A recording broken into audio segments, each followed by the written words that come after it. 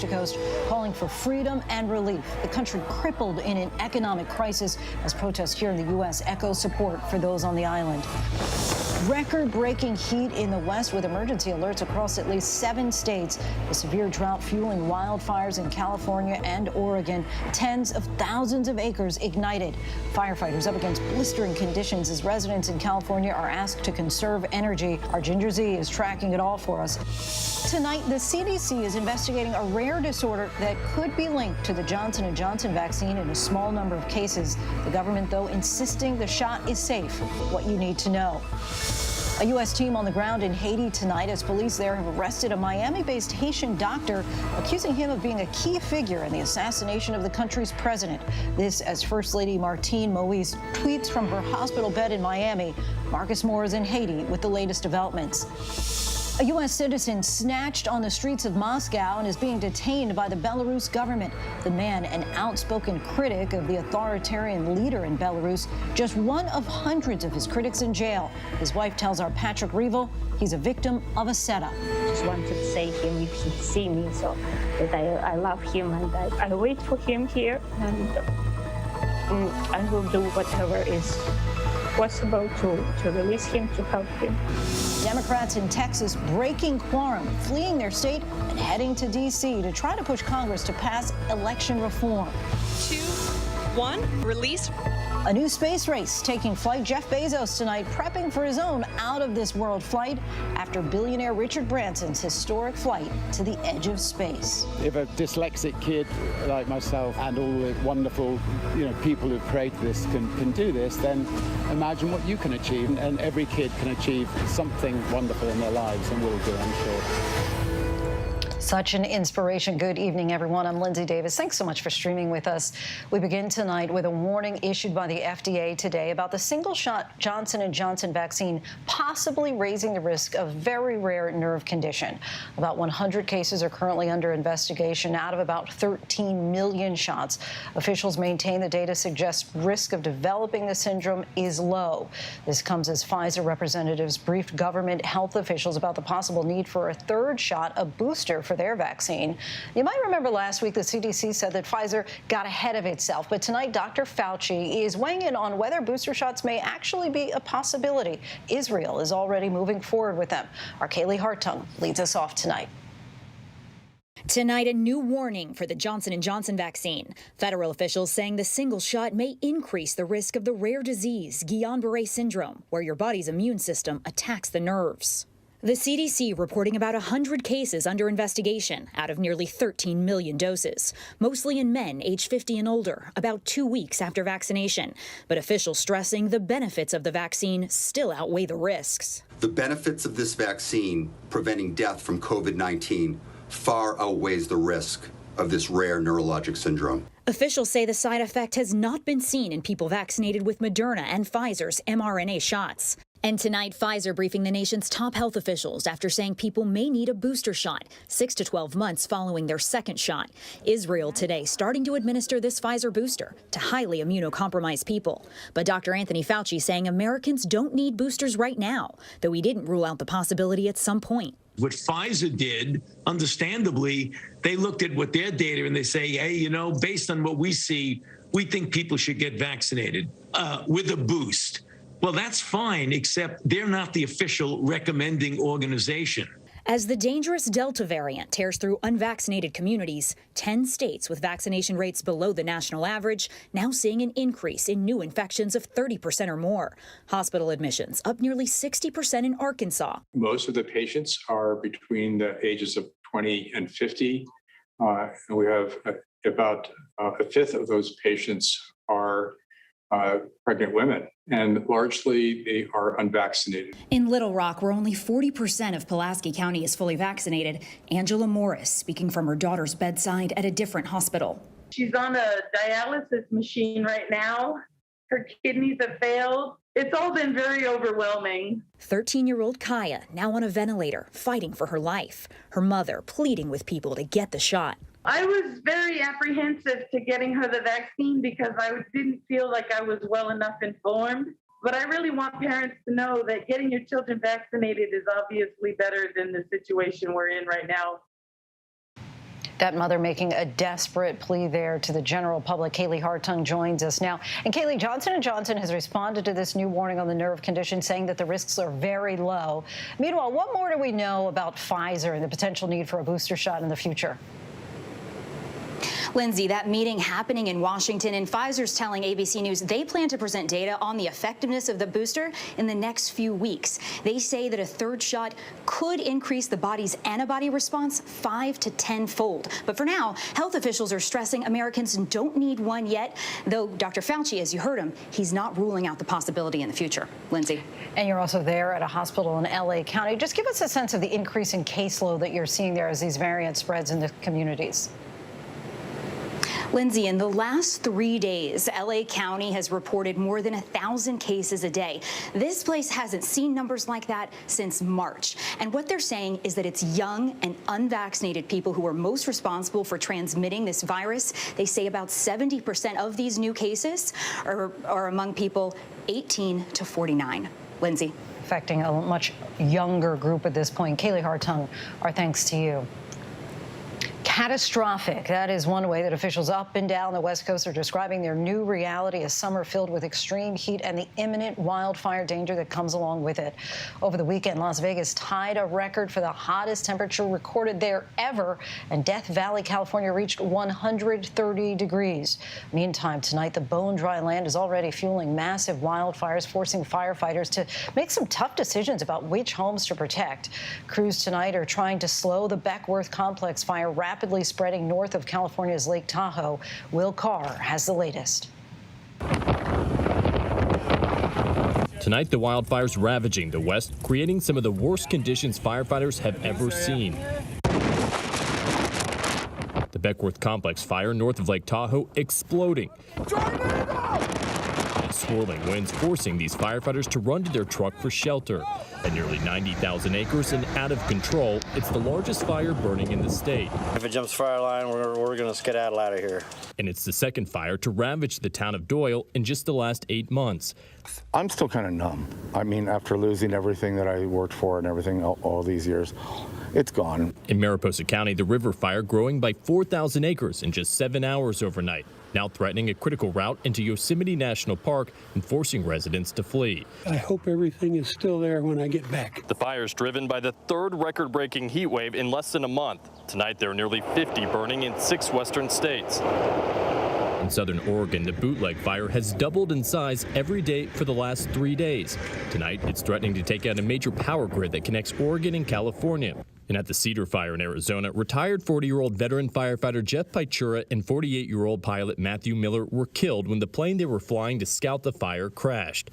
Pichura leaves behind a wife and 5 kids. The NTSB is investigating. As we're seeing the extent of this damage here, the winds have really picked up this afternoon, and the heat's going to continue to fuel these flames into tomorrow. It comes as authorities have issued a statewide flex alert starting tonight, asking Californians to conserve power. Lindsay. Just an incredible scene and sight to see there. Will, thank you. Stay safe. And now let's bring in Chief Meteorologist Ginger Z. Ginger is tracking the heat and following a severe weather threat on the East Coast. Lindsay, we have already been super saturated this month. New York City, for example, more than 7 inches. That's 150% of what we would usually see for the entire month. And they're not alone. Look outside of Philadelphia. You have flash flood warnings, high water rescues happening now. 4 to 7 inches in some of the suburbs just outside of Bensalem. So big time populations, and the I-95 corridor certainly impacted not only by flash flooding tonight, because you could see easily 2 to 4 inches fall along that stationary front, but damaging winds. I don't know if you can hear the thunder behind me, but there are severe thunderstorm warnings within 10 miles, lightning about 20 miles away. And so we're going to probably have to move in here, but they're going to watch not only tonight the severe storms, but cooler temperatures from Texas through the southeast. And unfortunate for our friends in the west, this long duration heat and drought looks like it's going to persist at least through the end of July. Lindsay? Ginger, thank you. Homeland and life. Those were some of the words chanted by the people of Cuba across the island as they took to the streets. The protests are the largest demonstration seen in the communist nation in decades, fueled by COVID and their ongoing economic crisis. ABC's Victor Oquendo has the latest for us from Cuba. Demands for freedom echoing across Cuba. From one end of the island nation to the other. An unprecedented series of anti-government demonstrations on Sunday, the likes of which have not been seen throughout the country in the 62 years of Communist Party control. Though mostly peaceful, there were clashes with police and Cuban special forces. Conditions for many Cubans are dire. Food and medicine are in short supply as COVID cases climb. Cuba is in the midst of its worst economic crisis in 30 years. That's a crisis that has been aggravated in a very, very big way by COVID. The calls for change resonating a little more than 90 miles away. Streets were shut down in South Florida as the Cuban exile community showed their support for the protesters in their homeland. Tonight, the streets are calmer in Cuba amid an increased police presence. In an address to the nation, Cuba's leader blamed U.S. policies like the embargo for the current state of affairs and said a social media campaign was fueling the protest. President Biden offering his support for the demonstrators. The United States stands firmly with the people of Cuba as they assert their universal rights. Our thanks to Victor. And joining us now is Reed Lindsay, a journalist with Belly of the Beast, a media outlet covering Cuba and U.S.-Cuba relations. Reed, thank you so much for joining us. You live in Cuba. Explain to us how much you've personally seen things deteriorate in terms of just access to basic goods over the last few months, which eventually led to this boiling point. Well, over the last year, since COVID began, there have been a lot of scarcities in Cuba, very long lines, much longer than normal, people waiting for hours to buy specific things like chicken or detergent or soap or cooking oil, for example. But this is going back a year. In recent months, things have gotten even worse. Some products that generally are not scarce, like sugar, have been scarce as well. But really one of the biggest things has been medicine. Cuba produces most of the medicine in the country, in large part because of the U.S. embargo. They've tried to become self-sufficient in the production of medicine, but they do import raw materials to be able to produce that medicine. And in recent months, there have been shortages, including raw materials to produce vaccine. And you know, some of these the scarcities and economic crisis have to do with COVID, but a large part of it has to do with U.S. sanctions. Cuba was already in an economic crisis before COVID. And there were protests all across the island, and there were reports of the internet being cut off. We know in general internet connectivity can be an issue, but where do things stand at this point? Well, interestingly enough, I have had internet all day in my house. Most people don't have internet in their homes. I have had spotty internet on my cell phone. From what I've heard, talking to people, most people do not have internet on the cell data. It's a relatively new phenomenon in Cuba. It's only been in recent years that there has been internet on cell phones, but that seems to have been cut, certainly for most of yesterday and as well as today. And a big cause for these protests is the pandemic, as you mentioned. But back in April, we did a story on Cuba developing 5 vaccines. At that point, they planned on distributing some of them by May. What's happened with the vaccine rollout there? Well, the vaccine rollout is continuing. In fact, I got my second dose of the Abdullah vaccine just a week or two ago. It is continuing in Havana. That's where the focus has been, to vaccinate Havana completely, because not long ago, this is where the greatest number of cases were. One thing that has hurt vaccine rollout has been sanctions. According to the Cuban government, the Soberana vaccine has been, according to the government, they've stalled production because they've been unable to get a material that they need to produce the vaccine because of the U.S. sanctions. Meanwhile, the rest of the country is where there have been a greater number of COVID cases. The vaccine rollout is supposed to come later to the provinces, and it hasn't really gotten there in time, and that's why you're seeing rising number of cases outside of Havana. All right, Reed Lindsay, we thank you so much for reporting in for us from Cuba tonight. Appreciate it. While protests happen in Cuba, we also saw the Cuban American community here take to the streets, particularly in the city of Miami, which for years has been the home and safe haven for the Cuban refugee community.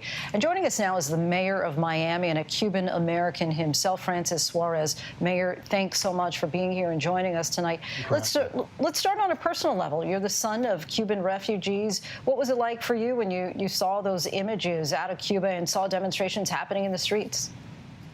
Well, it was inspiring, first of all, because the courage that it takes for the Cuban people to come out en masse. The last count, almost 24 cities. It's essentially they're all risking their life. So you feel a sense of bond, a sense of emotion with those people who are putting their life in jeopardy, because what we know that the government is going to do is precisely what the government is doing. They are cutting out communication, and they are systematically, beating and repressing any dissident voices. And so as Cubans here in Miami, and particularly the new arrival Cubans that we saw, many of which were in front of Versailles yesterday, thousands of them, what they are seeing is their family members being beaten, an inability for them to communicate, and it's a very, very difficult situation for them, very emotional, very, very passionate. I can imagine. And we've certainly seen more Cubans coming via rafts and even via the U.S.-Mexico border. If there is a scenario where we start seeing something like the Mariel boat lift back in the 80s, is your city prepared to handle yet another Cuban mass exodus? Of course we are. We're an incredibly compassionate city. We're a city that has had a wave of immigrants. In fact, the large percentage of the people that live in the city of Miami were not born in the city. In fact, I'm the first mayor of Miami in 125 years. We're going to celebrate our 125-year history. I was actually born in the city of Miami. So we have a history of bringing in people from the outside and embracing them. But it's just a tragic situation where, people would have to flee the country of origin to find peace and prosperity for themselves and their families. Have you reached out to or heard from anyone in the Biden administration? I have. I reached out to the Biden administration and the State Department. The White House did send me the statement prior to when it was issued, which I thought was a good statement. We also heard from the State Department as well, and officials in the State Department that issued similar statements. I mean, I think the question is, and it's always a question in cases like this, is what does the United States do? Certainly there's a need for humanitarian aid. Certainly there's a need for medical assistance. But the question is, at what point is that going to be allowed in the country? And at what point we want to make sure that the Cuban people, that their voice is being heard, and that there isn't anything that the Castro regime can use to make the claim, as they often do, that the United States and their imperialistic ambitions are what is trying to disrupt the Cuban people. And based on that, I kind of want to put that question back to you. Do you think that the U.S. should be getting involved in Cuba? Well, I think that without a doubt, there's going to be some level, and I know I don't like to use the word intervention, but there's going to be some level of intervention because, the Cuban people are connected to, the United States. And so we've been intervening in the sense of remittances from family members to family members for decades in Cuba. We have been propping up in many ways their economy. And so, and from a moral perspective, I think the United States has an obligation to help the Cuban people who are starving. But the question is, how are the Cuban people going to be able to effectuate change in their country, dealing with a highly repressive regime that is well armed, at least vis-a-vis its citizenry, and is not going to allow them to peacefully even demonstrate. And as you well know, the Cuban leader blames the U.S. embargo for a lot of the chaos that's happening in the country right now. Do you think that the embargo should be lifted again? Look, that's the standard line from the Cuban leader is to blame the United States, whether it's the embargo, whether it's sanctions, whatever it is. That's the standard line. And I think the Cuban government has the ability to trade with every single other country in the world. So the United States is one country, and I think it's a false narrative. And of course, they control the media. It's a false narrative, which ultimately is not convincing the Cuban people. I think the uprising that we saw is obviously the Cuban people are no longer being fooled. They no longer want to be fooled, and they no longer will be fooled, and they're willing to risk their life for freedom and liberty. Aside from the Cuban community, Miami also has a strong Haitian community. Of course, in the past week, we've seen chaos in both Caribbean nations. What's your message to both of these communities, and what kind of support are you able to provide? The message to those two communities is that they're both great parts of the Miami community. I mean, they both contributed greatly to what Miami is and what Miami will be. We support them in their moments of crisis like we're seeing now, and we're willing to do whatever we can to effectuate the kind of change in their countries that'll help them have a peaceful and prosperous future. Mayor Suarez, we thank you so much for your time. Really appreciate you coming on the show. Thank you as well.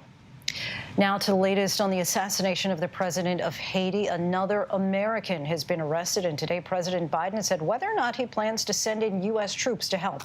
ABC's Marcus Moore is in Haiti for us. Tonight, in a deepening mystery in Haiti, authorities pointing the finger at this man, Haitian Dr. Christian Sanon, who lives in Miami and is now accused of playing a key role in the assassination of President Jovenel Moïse. Sanon has long been a critic of the Haitian government, recording this video in 2011. Where is the leadership of Haiti? Nowhere to be found. You know why? Because they're corrupt. Tonight, he is behind bars in Port-au-Prince. We tried to see him today at the jail. We're here to see Sanon. But we were told to turn our camera off and that visitors weren't allowed. Christian Emmanuel Sanon. Haiti's chief of police says Sanon wanted to take over the government, that he came to Haiti on a private plane in June, and that he had contracted with a Venezuelan security company to enlist the services of some of the 19 Colombian men now under arrest. Authorities raided his home in Port-au-Prince and say they found guns, ammunition, and shooting targets. But so many questions remain about Sanon's alleged involvement. Tonight, the flags here still at half-staff, even as people start to venture out of their homes again. And while it seems that life is getting back to some bit of normalcy here in Port-au-Prince, there are concerns about safety. A notorious gang leader calling on his followers to take to the streets violently and protest. But the prime minister here urging people to stay calm. He is also pleading with the U.S. to send troops to help keep order. President Biden so far not willing to do that. The people of Haiti deserve peace and security, and Haiti's political leaders need to come together for the good of their country. Marcus Moore joins us now from Haiti. President Biden sent FBI and DHS officials to Haiti to assess the situation. Are they still there or have they returned? Lindsay, they have returned to the U.S. and they have briefed the president. And we know from the State Department, they said that they have been in close consultation with Haitian officials, and that right now the U.S. is focused on the investigation into this attack. Also, they are aware of a third American who's been detained. The other question that's out there is whether U.S. troops will be on the ground here in Haiti. And the White House is not ruling that out, Lindsay, but tonight it seems they are reluctant to go that route. Marcus Moore reporting in for us from Haiti. Thanks so much, Marcus. And when we come back, the 4 suspects appearing in court after the alarming arrest in Denver. The weapons and drugs found in a hotel room near the site of tomorrow's baseball All-Star game. Democratic lawmakers in Texas once again leaving as the battle over voting rights there heats up once again. We'll have the very latest. But up next, the American attorney abducted during lunch in Moscow and sent to Belarus. We speak to his family next. With so much at stake, so much on the line, more Americans turn here than any place else. ABC News World News Tonight with David Muir, America's #1 most watched newscast, now streaming on ABC News Live. Admit it, these days, what you need to know seems to change just about every day. What is it that you really want to know, need to know? To help you not just get through your day, but to make the most of it. Feel smarter. Feel better. Feel happier. Well, how about a third hour of Good Morning America? GMA 3, what you need to know. Now streaming on ABC News Live. It's all about you. Robin Roberts, George Stephanopoulos, Michael Strahan. Wake up with America's #1 most watched morning show. ABC's Good Morning America. The world may feel out of your control, but your happiness doesn't have to be. Learn the secrets to happiness. Listen to the 10% Happier podcast, free on Apple Podcasts. ABC News honored winner for the 2nd straight year with the Edward R. Murrow Award for Overall Excellence in Television. ABC News, America's #1 news source. This, now streaming on ABC News Live 2020. True crime, cinematic, real-life drama, stunning, the unthinkable. Follow the clues, The Hunt. True crime 2020. Now streaming on ABC News Live. This is what being live is all about. This is ABC News Live. All right, we're gonna move back. Let's move back. We're surrounded by people squeezing into this bomb shelter. We're on an urgent delivery run. Not afraid to go there. So my question, Mr. President, what are you so afraid of? Breaking news, live events. This is the moment. Streaming straight to you, anytime, anywhere. You just met one friend right here. You're watching ABC News Live. Thanks for streaming with us. Now, when it matters most, the straightforward facts. ABC News is America's #1 news. Good Morning America, #1 in the morning, 9 years running. World News Tonight with David Muir, #1 in the evening with America's most watched newscast. 2020, the #1 news magazine on Friday nights. The View, the #1 daytime talk show. And ABC News Live, #1 in streaming news. ABC News is America's #1 news. More than a dozen people were killed when lightning hit a watchtower in the Indian city of Jaipur. These were the dramatic scenes as search and rescue crews poured into the popular site for tourists after the incident. Authorities say 27 people were at the top at the time that some of them were taking selfies. The lightning bolt ended up collapsing the tower's wall. Next to the family demanding answers after their relative was detained during a lunch in Moscow, sent to Belarus, and is now being accused of plotting a coup. Patrick Reevell reports. This was the moment Yuris Zinkovich, a U.S. citizen, was snatched off a Moscow street this past April. Zinkovich is a longtime opponent of Alexander Lukashenko, the authoritarian leader of his native Belarus.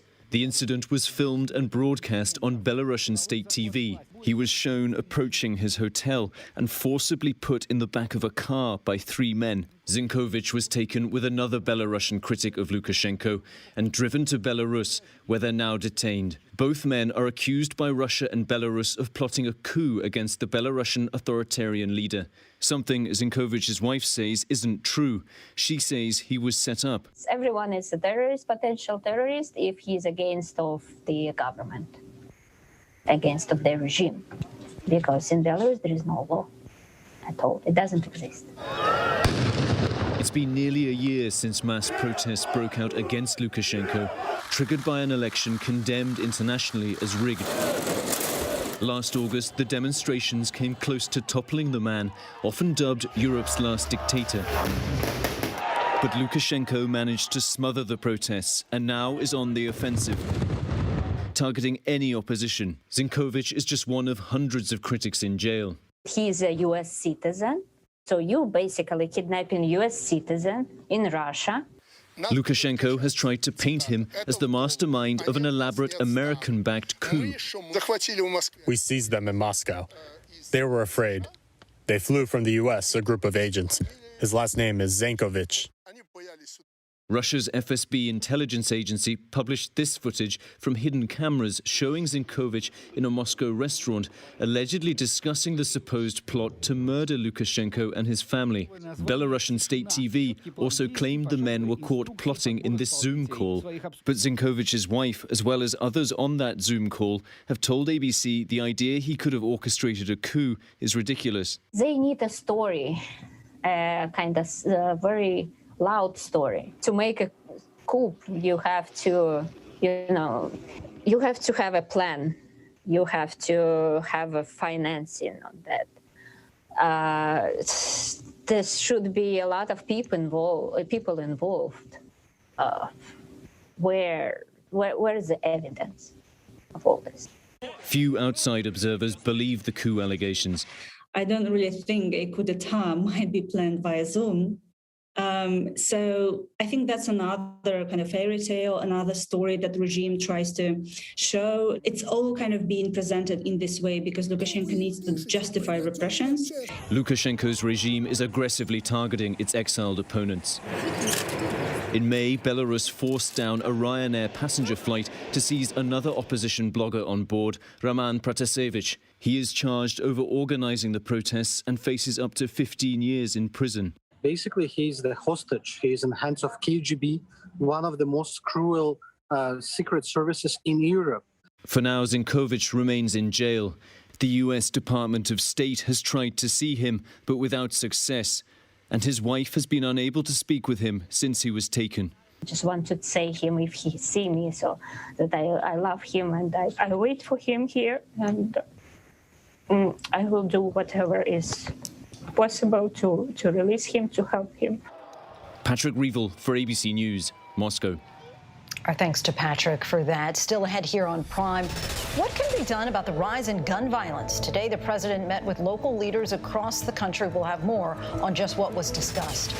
The latest milestone in Afghanistan as the U.S. military continues to end the longest war in our history.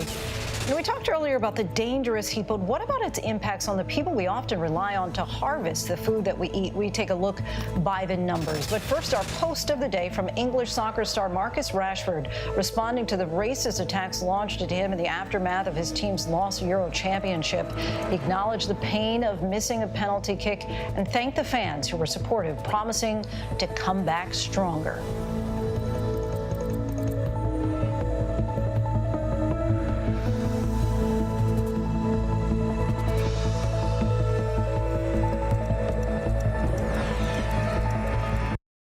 All right, here we go. You ready?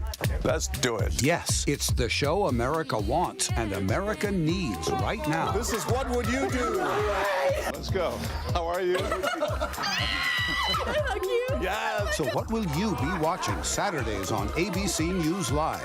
What would you do? Hey, I guess I just found out.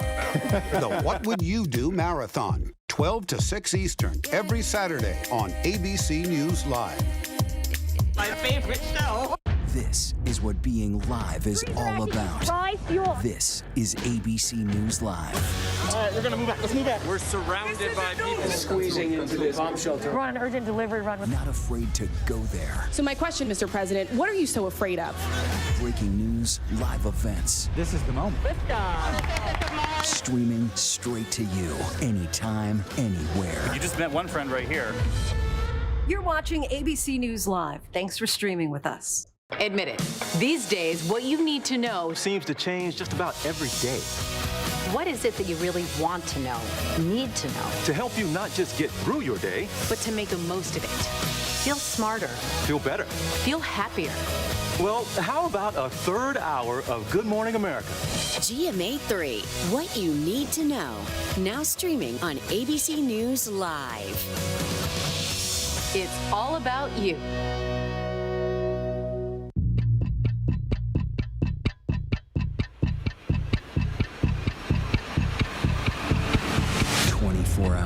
Assault on the Capitol, the ABC News original, exclusively on Hulu, now streaming. With so much at stake, so much on the line, more Americans turn here than any place else. ABC News World News Tonight with David Muir, America's #1 most watched newscast, now streaming on ABC News Live.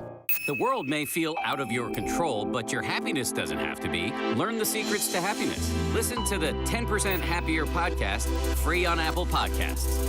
Robin Roberts, George Stephanopoulos, Michael Strahan. Wake up with America's #1 most watched morning show. ABC's Good Morning America. ABC News honored winner for the second straight year with the Edward R. Murrow Award for Overall Excellence in Television.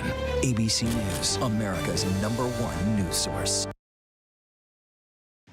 Welcome back, everyone. We have done a lot of reporting on the dangerous, record-breaking heat across the country. We turn now our focus to America's farm workers, the essential workers who are among the most vulnerable to these life-threatening weather conditions. We take a look by the numbers. Agricultural workers are 35 times more likely to die of heat-related illnesses compared to other workers. That's from 2000 to 2010 data published in the American Journal of Industrial Medicine. 43 workers died of heat exposure in 2019, according to the latest Department of Labor statistics.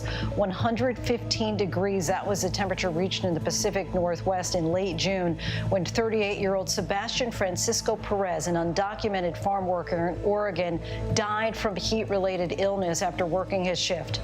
73% of agricultural workers are immigrants and about 50% are undocumented. Despite the dangers, there are zero federal emergency heat standards in place to protect farm workers from extreme weather. In Perez's case, his employer was not required by law to provide water, shade, rest breaks, or a cooling station when temperatures climbed into the triple digits. And we still have lots to get to here on Prime tonight with Democratic lawmakers leaving Texas over that voting rights bill. We'll speak with a Republican lawmaker in that state's legislature about what comes next. And the price of nostalgia. Would you pay $1.5 million for a copy of Super Mario 64? But first, a look at our top trending stories on abcnews.com.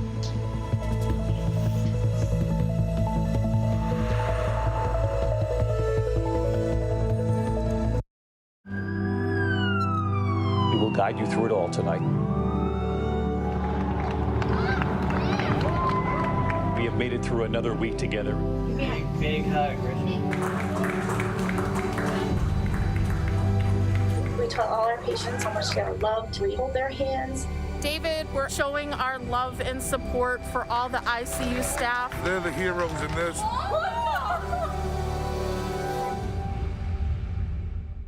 Now, when it matters most, the straightforward facts. ABC News is America's #1 news. Good Morning America, #1 in the morning, 9 years running. World News Tonight with David Muir, #1 in the evening with America's most watched newscast. 2020, the #1 news magazine on Friday nights. The View, the #1 daytime talk show. And ABC News Live, #1 in streaming news. ABC News is America's #1 news. The world may feel out of your control, but your happiness doesn't have to be. Learn the secrets to happiness. Listen to the 10% Happier podcast, free on Apple Podcasts.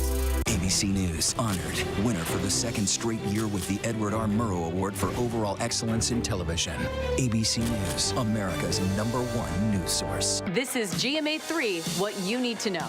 GMA3. A third hour of Good Morning America in the afternoon. It's all about you. Lunchtime on ABC.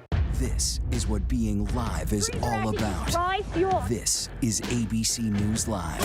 All right, we're going to move back. Let's move back. We're surrounded by people Squeezing into this bomb shelter. We're on an urgent delivery run with. Not afraid to go there. So my question, Mr. President, what are you so afraid of? Breaking news, live events. This is the moment. Streaming straight to you, anytime, anywhere. You just met one friend right here. You're watching ABC News Live. Thanks for streaming with us. Now streaming on ABC News Live 2020. True crime, cinematic, real-life drama, stunning, the unthinkable. Follow the clues, The Hunt. True crime 2020. Now streaming on ABC News Live. Tomorrow morning, get ready for... Hey, we're the Wallflowers. Good Morning America. The Wallflowers, lighting up the morning and performing for you. Tomorrow, only on Good Morning America's Summer Concert Series, sponsored by Caesars Rewards.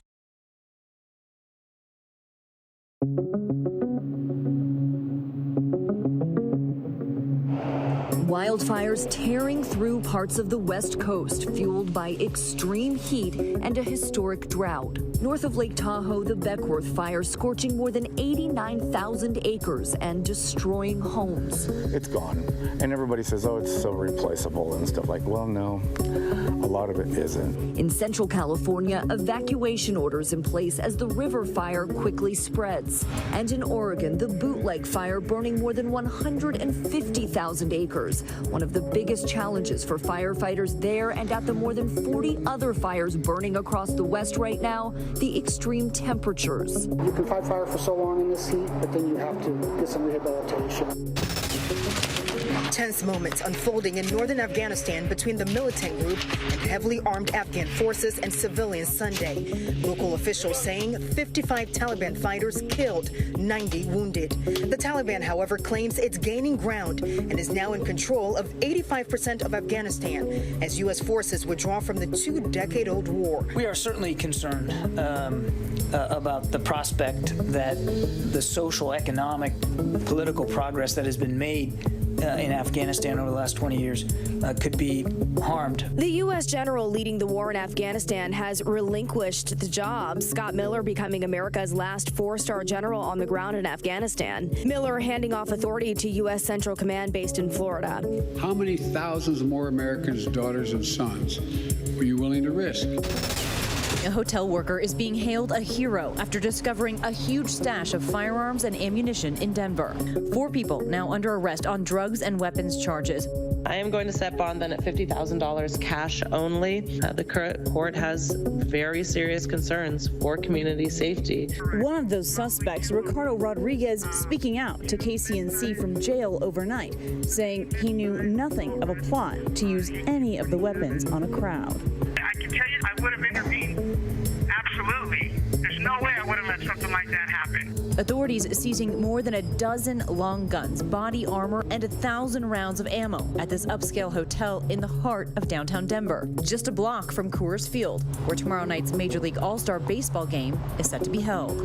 Officials say a housekeeper discovered the arsenal while cleaning a room Friday night. Investigators say they believe the suspects were involved with an illegal arms and drugs deal. New images of Sir Richard Branson and his crew making history. 3, 2, 1, release. The spaceship Unity blasting off in midair after separating from the mothership, shooting up toward the edge of space. Welcome to space. 4 minutes of weightlessness. 53 miles above the Earth's surface, sending a message to children all around the world. To all you kids down there, I was once a child with a dream, looking up to the stars. Now I'm an adult in a spaceship looking down to our beautiful, beautiful Earth. Now, hopefully, we can start working hard to make the dream come true for many, many people. And tonight, the billionaire space race is on. Amazon's Jeff Bezos set to blast off into space next week, sending a message to Branson. Richard Branson and crew, congratulations on the flight. Can't wait to join the club. While tonight, Branson and his hope. If a dyslexic kid like myself can do this, then imagine what you can achieve. Sorry, Beanie Babies. It looks like Nintendo may be the new retirement plan. The Super Mario 64 game from 1996 just sold for $1.5 million.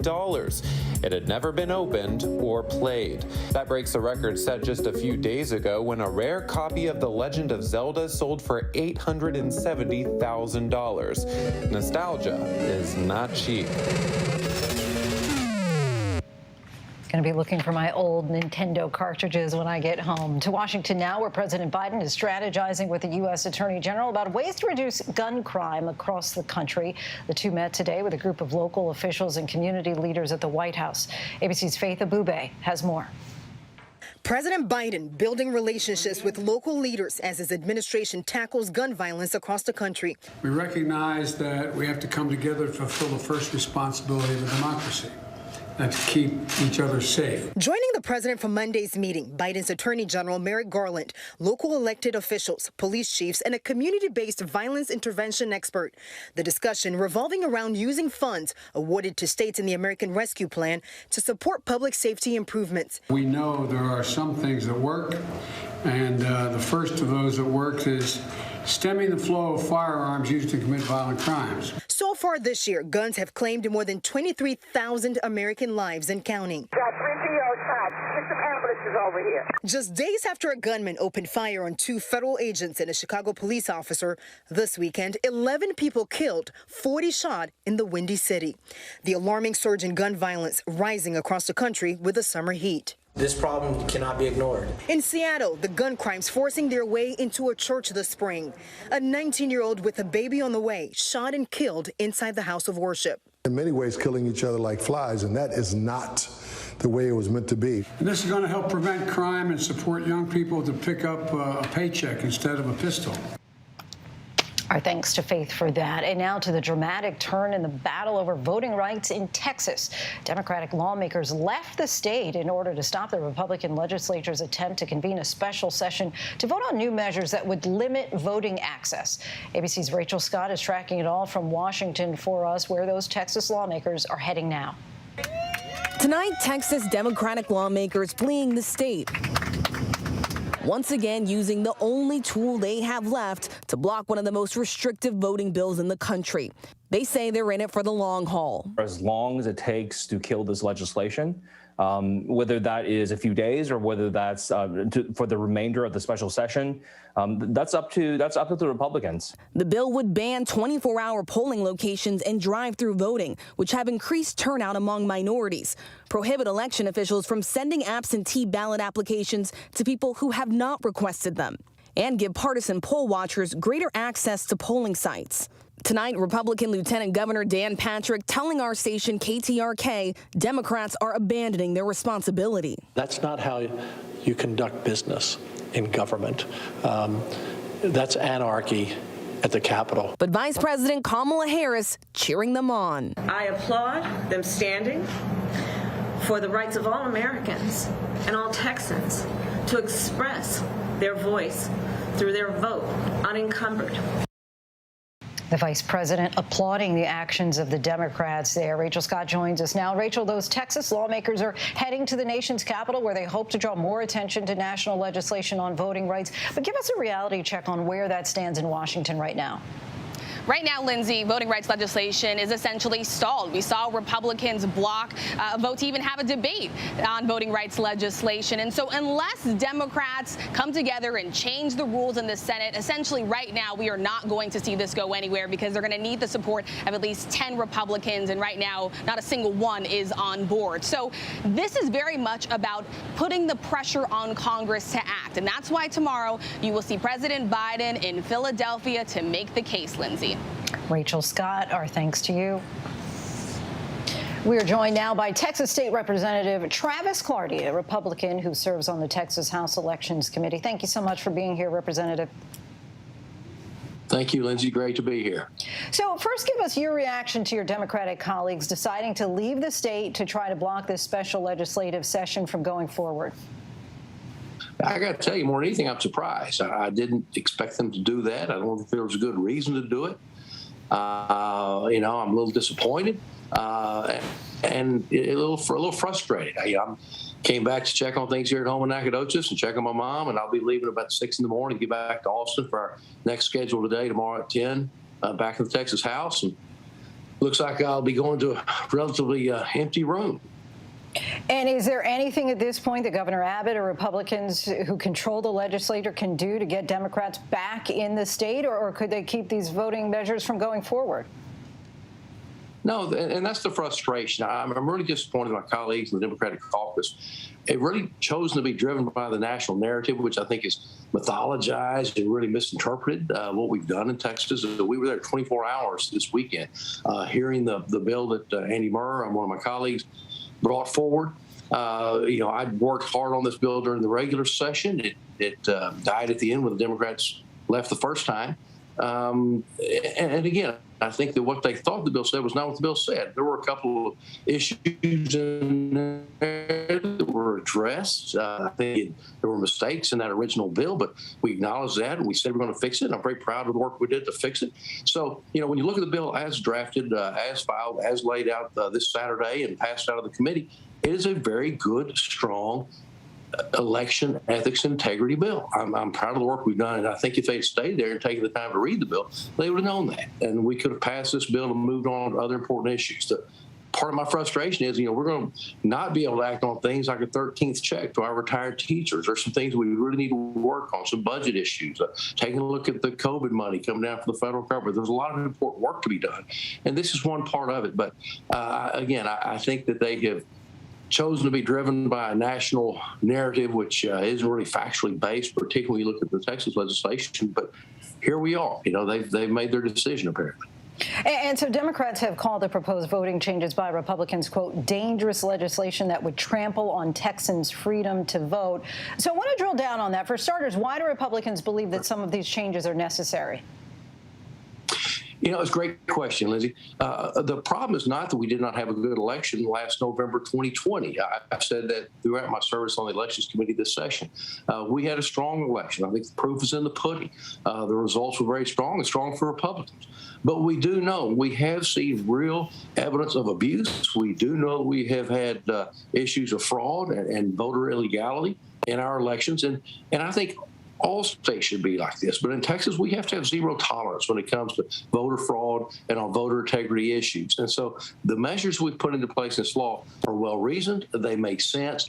They are designed to make it easier for Texans to vote. If you're registered, if you're eligible, we want you to vote. I'm very proud of the fact that we increased from 8 million to 12 million in the presidential election cycle, the number of people who voted in Texas. I can't explain to you why 18 million people registered and a third of them choose not to vote.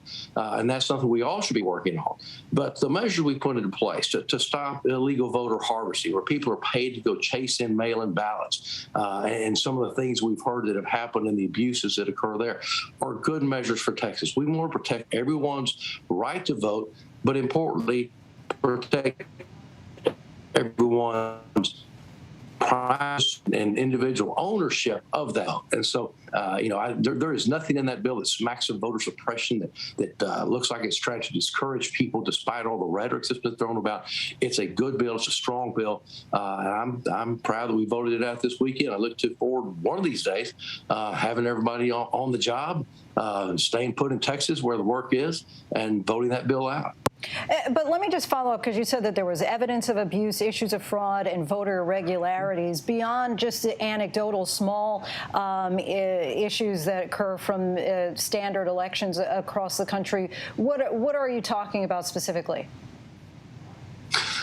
Sure. I can tell you empirically, not anecdotally, that when you look at the cases that are being investigated by the Office of Attorney General of voter fraud or voter illegality, those numbers have, over the last 6-8 years, have spiked. It's not a steady increase. It's a shocking and disturbing trend.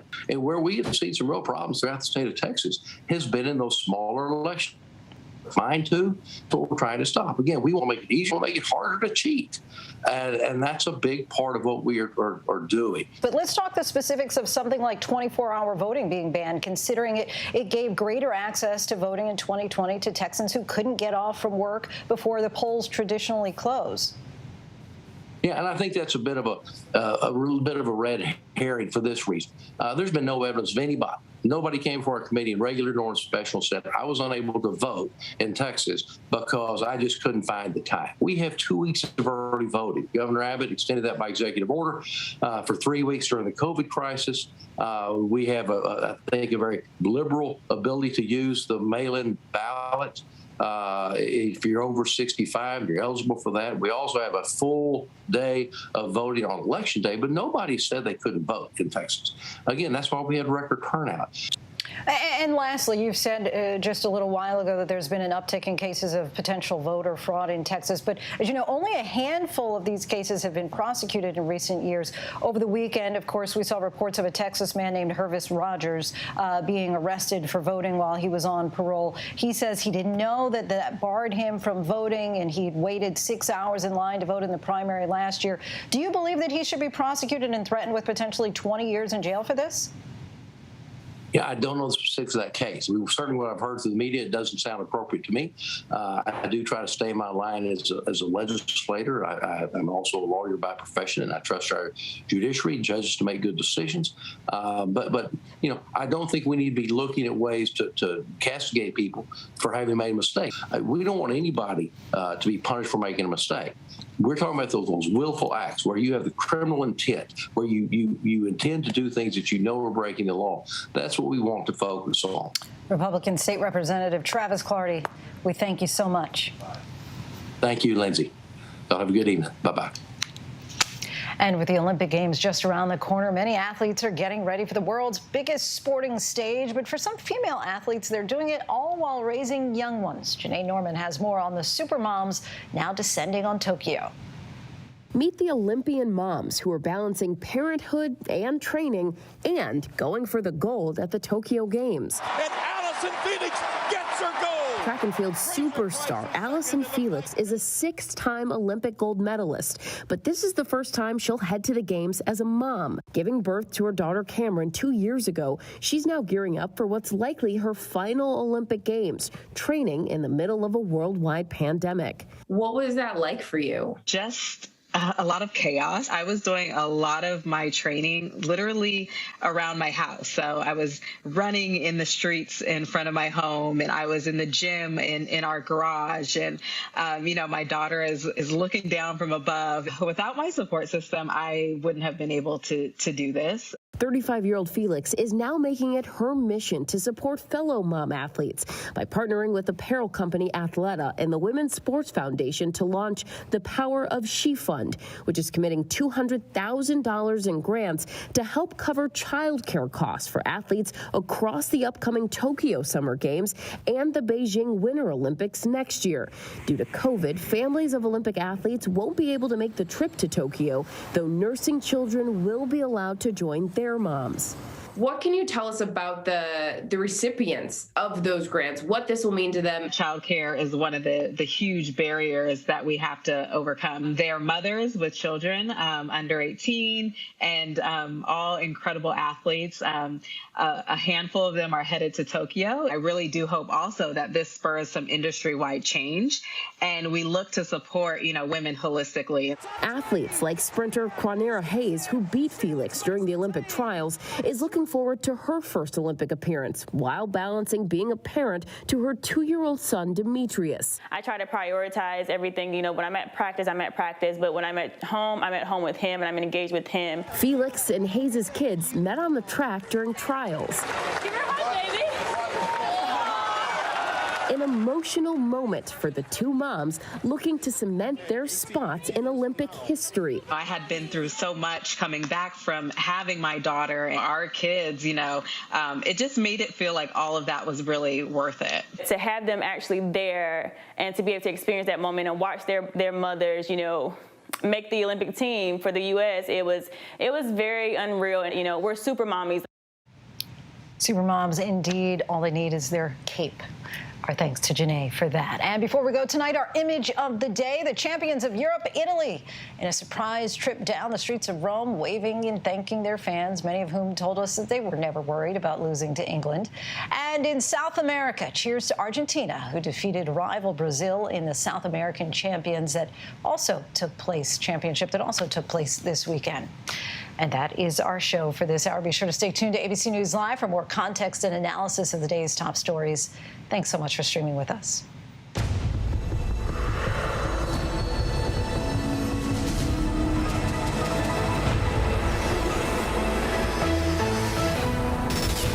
Coming up in the next hour, we're staying on top of several things, including the dual crises playing out in the Caribbean, the unprecedented unrest in Cuba, and the South Florida doctor accused of orchestrating the assassination of the Haitian president. And the billionaire battle for space. But are they really even going into space? And what should we really be paying attention to? Stay with us. Now, when it matters most, the straightforward facts. ABC News is America's #1 news. Good Morning America, #1 in the morning, 9 years running. World News Tonight with David Muir, #1 in the evening with America's most watched newscast. 2020, the #1 news magazine on Friday nights. The View, the #1 daytime talk show. And ABC News Live, #1 in streaming news. ABC News is America's #1 news. Tomorrow morning, get ready for... Hey, we're the Wallflowers. Good morning, America. The Wallflowers, lighting up the morning and performing for you. Tomorrow, only on Good Morning America's Summer Concert Series, sponsored by Caesars Rewards. Now streaming on ABC News Live. 2020, true crime, cinematic, real-life drama, stunning, the unthinkable. Follow the clues. The Hunt, true crime, 2020. Now streaming on ABC News Live. Admit it.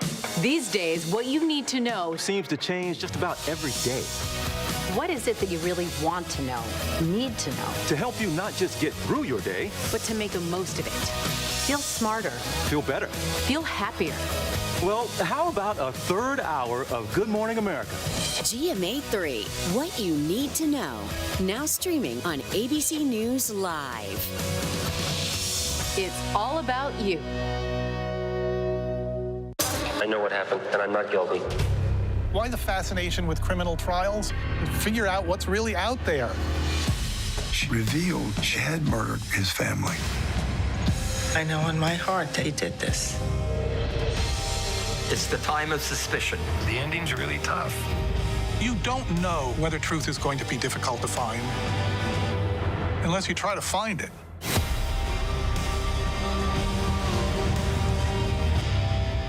This is what being live is all about. This is ABC News Live. All right, we're gonna move back. Let's move back. We're surrounded by people squeezing into this bomb shelter. We're on an urgent delivery run. Not afraid to go there. So my question, Mr. President, what are you so afraid of? Breaking news, live events. This is the moment. Streaming straight to you, anytime, anywhere. You just met one friend right here. You're watching ABC News Live. Thanks for streaming with us. Welcome back, everyone. I'm Lindsay Davis. Thank you so much for streaming with us. We're monitoring several developments here at ABC News at this hour. One suspect arrested in connection with the assassination of the president of Haiti was actually a DEA informant, according to a statement issued by the DEA today. The latest detail comes after police arrested a Haitian doctor based in South Florida. They accuse him of being a key figure in the plot to assassinate President Moise. The Biden administration continues to resist requests by the Haitian government to send American troops to quell even more unrest. The heartbreaking search for remains following that deadly building collapse in Surfside continues. At least 94 bodies have now been recovered from the site of the Champlain Tower South building. As many as 22 remain unaccounted for. And the American Academy of Pediatrics released a new report that identified top drowning risks for children and recommendations to help prevent tragedy. It found that male toddlers and teenage boys are at the highest risk and that no single intervention such as swim lessons or lifeguards is sufficient. They emphasize that adult supervision and lifeguards are a must, among other precautions.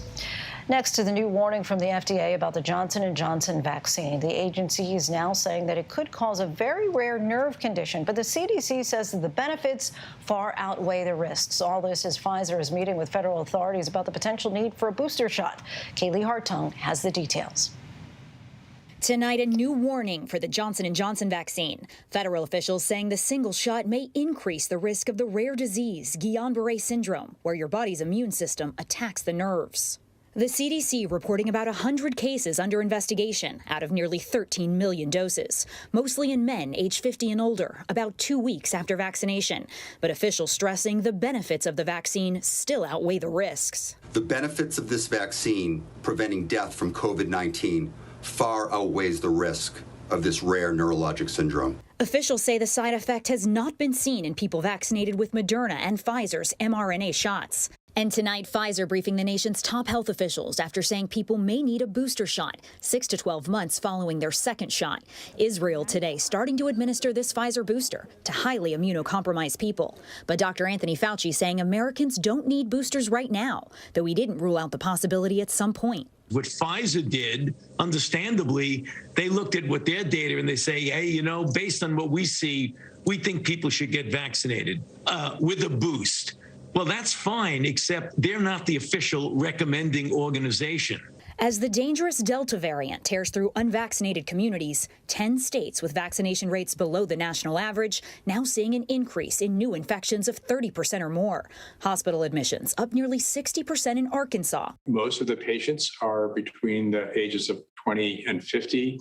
And we have about a fifth of those patients are pregnant women, and largely they are unvaccinated. In Little Rock, where only 40% of Pulaski County is fully vaccinated, Angela Morris speaking from her daughter's bedside at a different hospital. She's on a dialysis machine right now. Her kidneys have failed. It's all been very overwhelming. 13-year-old Kaya, now on a ventilator, fighting for her life. Her mother pleading with people to get the shot. I was very apprehensive to getting her the vaccine because I didn't feel like I was well enough informed.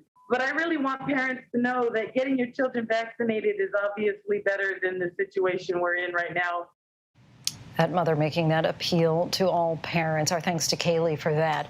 Another brutally hot day for some parts of the West with more than 18 million people under heat alerts. Those scorching temperatures are creating a tough situation for firefighters battling dozens of wildfires, some of which are exploding in size. ABC's Marcy Gonzalez reports in from Los Angeles. Wildfires tearing through parts of the West Coast, fueled by extreme heat and a historic drought. It's just so much to take in, seeing the whole hills burn and how fast it burned and how fast it devastated everything and everybody. North of Lake Tahoe, the Beckworth fire scorching more than 89,000 acres and destroying homes. I'm still kind of numb. I mean, after losing everything that I worked for and everything all these years, it's gone. And everybody says, oh, it's so replaceable and stuff like, well, no. A lot of it isn't. In Central California, evacuation orders in place as the river fire quickly spreads. Threw some clothes in a bag, grabbed him, his bed, and took off. I hope everything is still there when I get back. And in Oregon, the Bootleg fire burning more than 150,000 acres.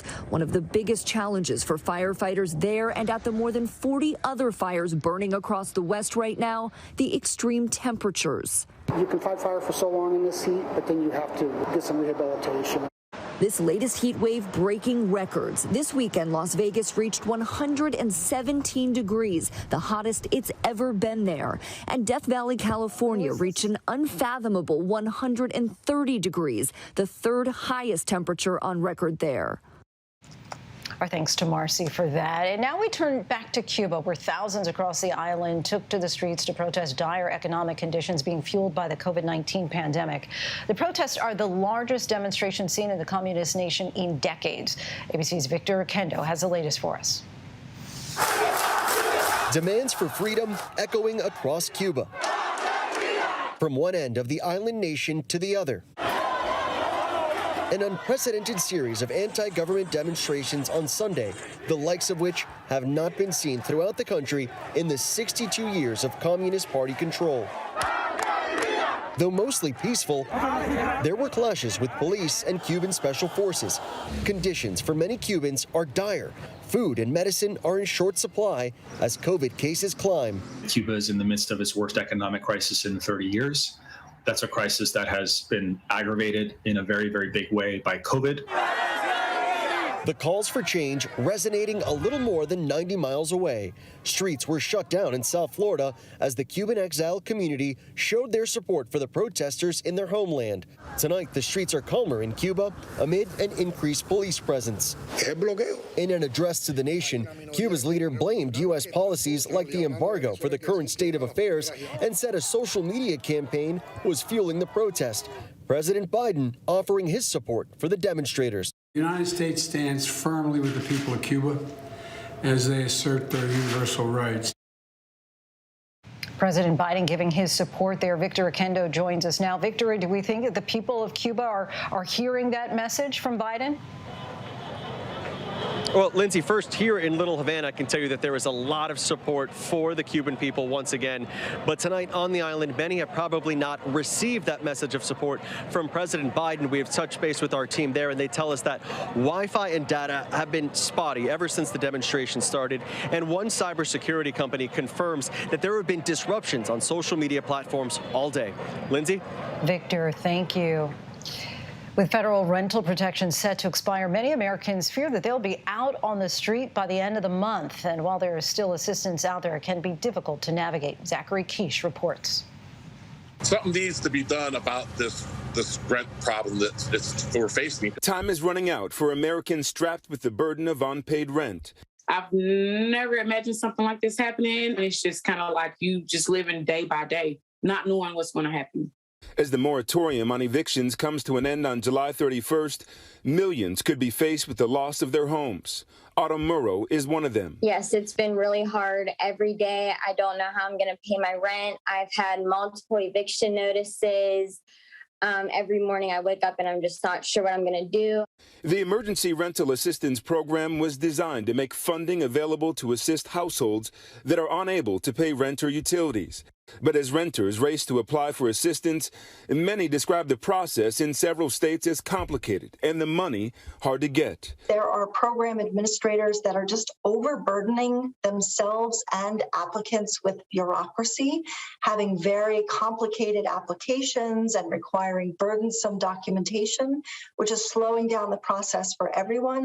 According to the U.S. Census household survey in June, 7 million renters are behind on payments. One reason why, according to Treasury Department data, only a fraction of the more than $46 billion Congress earmarked for aid has reached those most in need. Someone applies and they perhaps get evicted before the money arrives, and it has happened and it will happen, but we're determined to do everything we can to prevent it from happening. In Texas, officials are pushing ahead to avoid that scenario, processing thousands of applications a day and urging landlords to also participate in the program. We have this eviction diversion program. It's a partnership with the Texas Supreme Court and Office of Court Administration, where they stay eviction for 60 days. And in the meantime, the landlord and the tenant apply for relief and get it out the door. Well, some states are ramping up their programs and distributing funds quickly.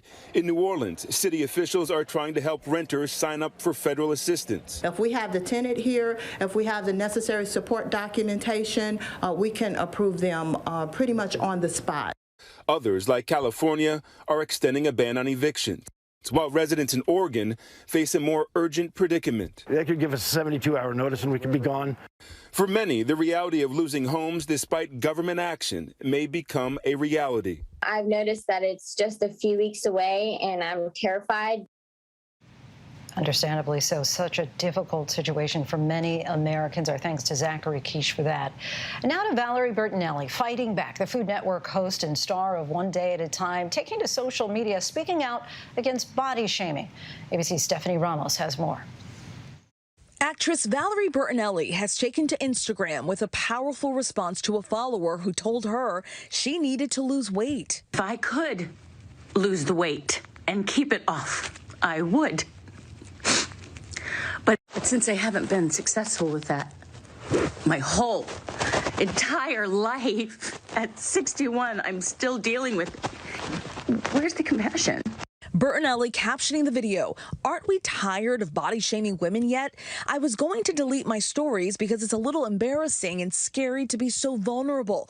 We all could use a little more kindness and patience and grace because we just never know what someone else is going through. So here it is, not deleting, owning it."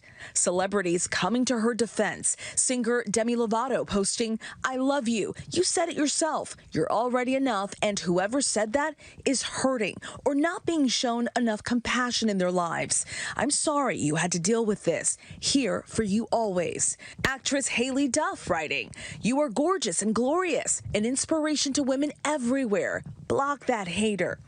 And even Bertinelli's son, Wolfie, writing, "You're perfect the way you are, Ma.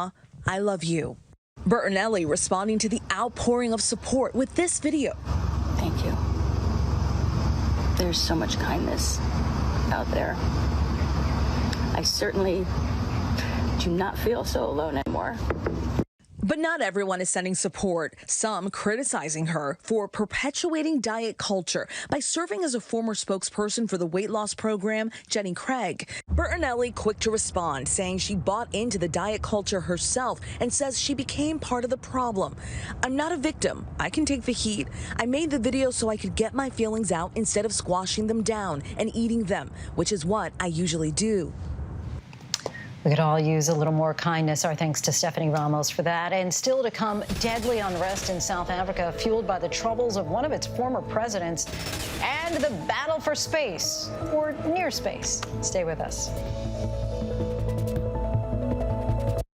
Now, when it matters most, the straightforward facts. ABC News is America's #1 news. Good Morning America, #1 in the morning, 9 years running. World News Tonight with David Muir, #1 in the evening with America's most watched newscast. 2020, the #1 news magazine on Friday nights. The View, the #1 daytime talk show. And ABC News Live, #1 in streaming news. ABC News is America's #1 news.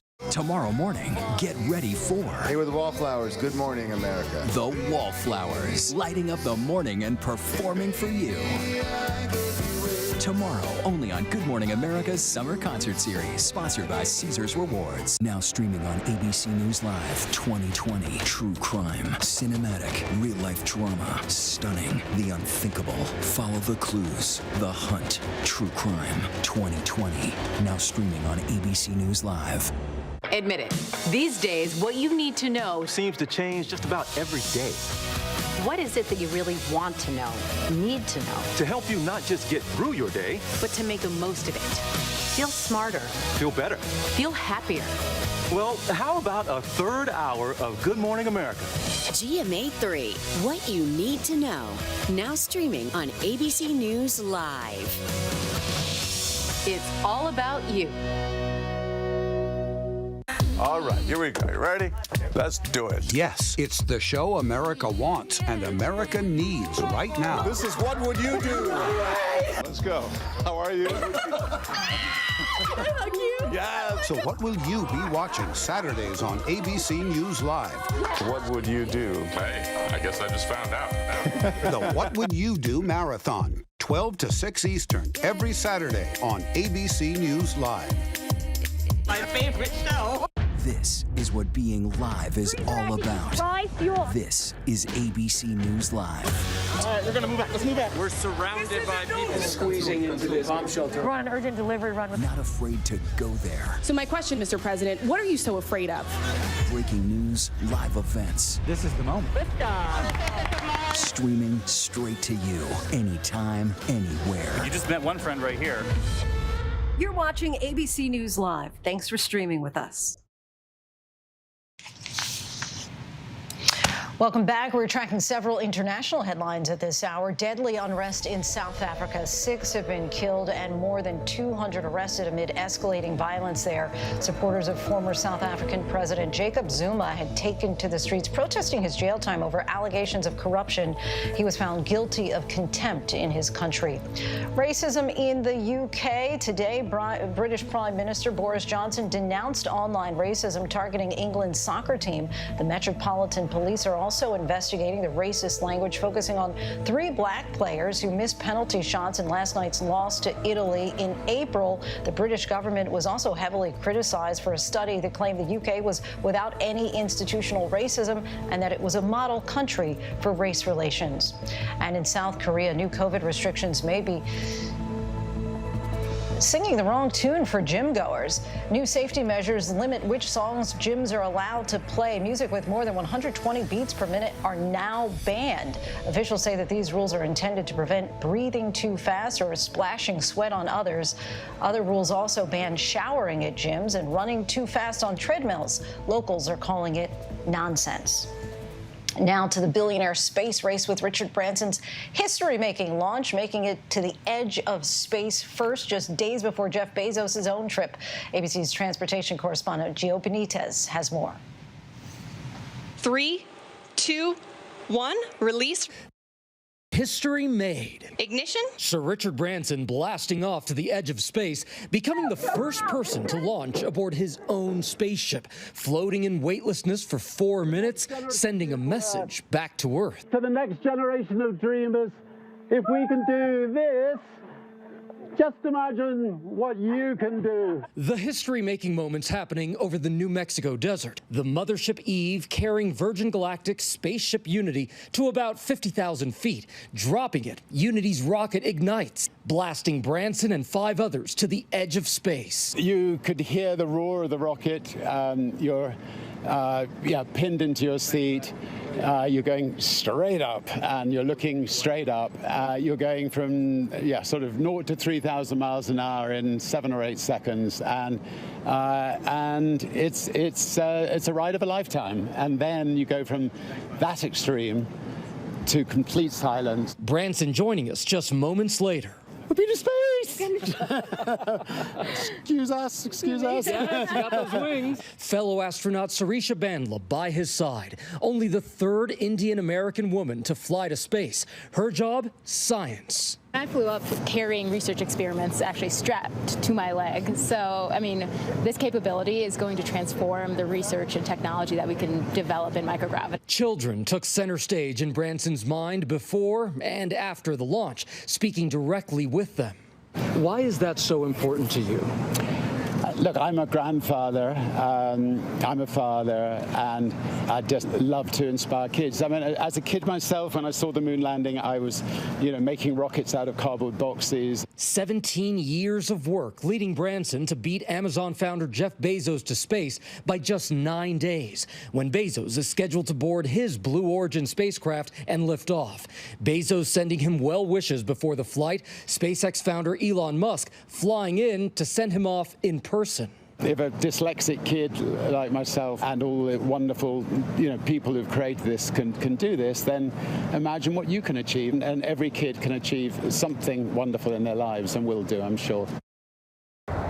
And Lindsay, Jeff Bezos is up next in just 8 days. He hopes to go a little bit farther, 62 miles above the surface, and Branson hopes to start flying customers next year. Lindsay? The countdown starts again. Gio, thank you. For more on the billionaire space race, we bring in ABC News contributor and former Marine Corps fighter pilot Steve Ganyard. Thanks so much for coming on the show, Steve. Thanks, Lindsay. So let's get a reality check. Richard Branson flew to the edge of space, and in a launch scheduled for next week, Jeff Bezos plans to fly above the so-called Kármán line. Are there meaningful differences between these two flights?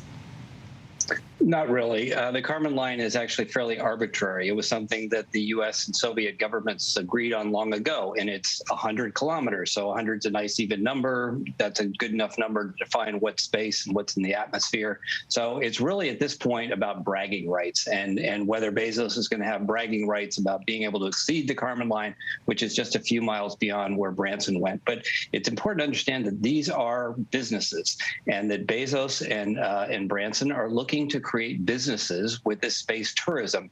It's not cheap. If you look at the Virgin Galactic's stock over the past year, it's up about 70% because people think that this is going to be a business.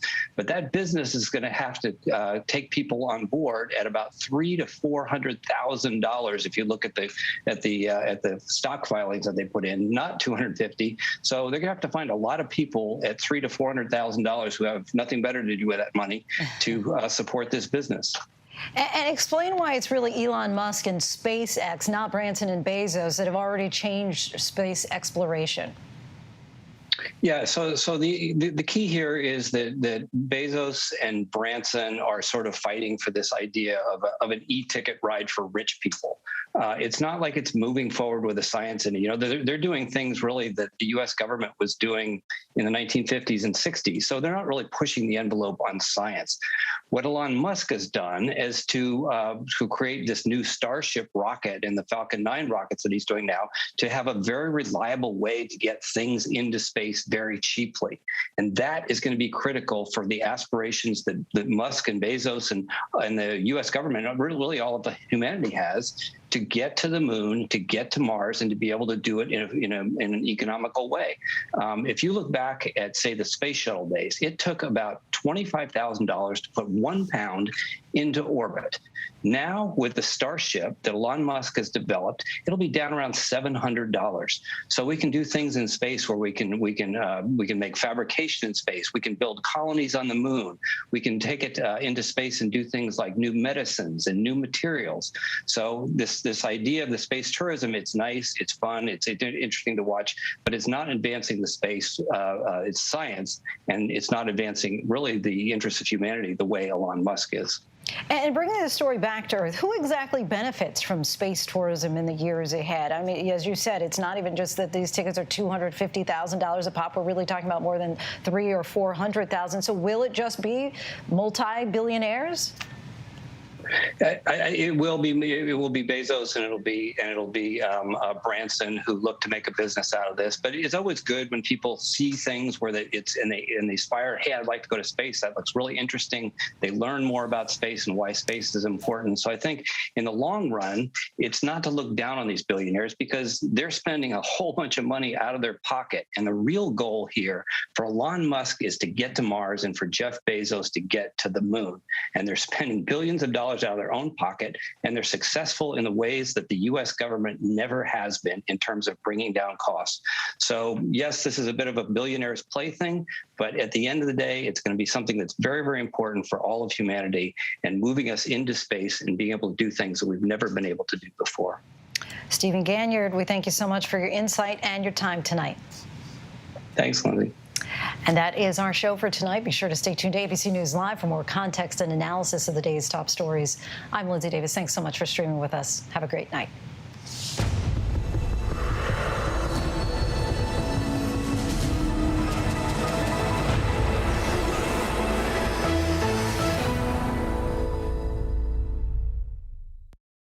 Now, when it matters most, the straightforward facts. ABC News is America's #1 news. Good Morning America, #1 in the morning, 9 years running. World News Tonight with David Muir,